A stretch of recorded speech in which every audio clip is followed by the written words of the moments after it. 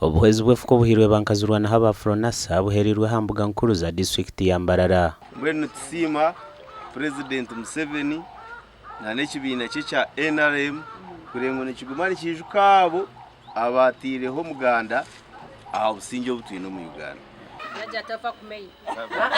Abatungira amafukaga basimire government yo kubijuka. Ntwenda kusima mnonga office ya Prime Minister na ekurirwe NRM yabarane jangu no kubabasa nabo kureba ngo bayijumbira omyoga yo kurisa no kuhinga kongera abyonsharura ya Uganda.